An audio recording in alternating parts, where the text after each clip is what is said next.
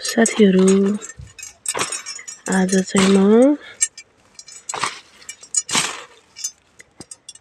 सिस्नुको दाल बनाएर खानलाई सिस्नु टिप्न आउँदै छु।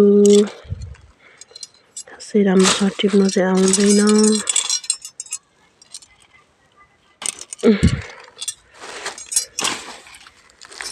यो चाहिँ हाम्रो शरीरको लागि एकदमै फाइदा दिने चीज हो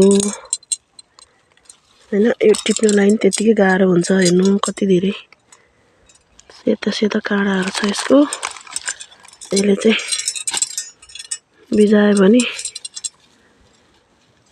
2 दिनसम्म नि हात खुट्टा झमझम भइरहन्छ।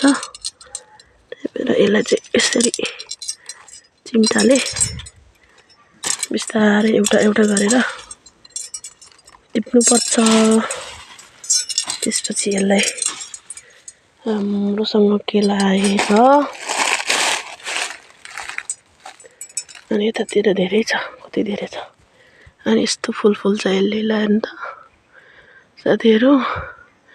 रातो रातो फुल फुल्छ यो चाहिँ यसको फुल हो। सिस्नुको फुल देख्नु भएको छ त हजुरहरुले। सिस्नुको फुल चाहिँ खासै यसमा चाहिँ बिजाउने काँडा हुँदैन, एकदमै कम हुन्छ भयो नि।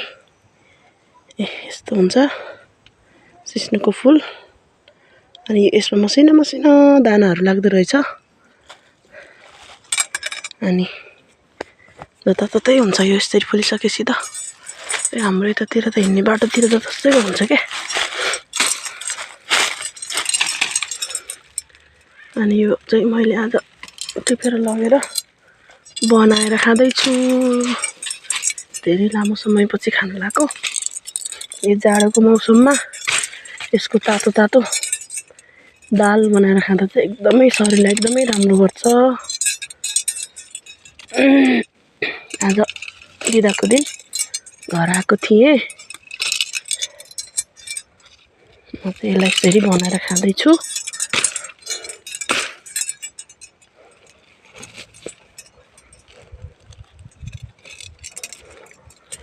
यसरी टिपेर यसलाई राम्रोसँग केलाएर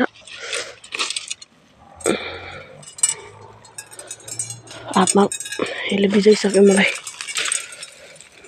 किन यसको पातले अलिकति मात्र छुँदा पनि बिजाउने।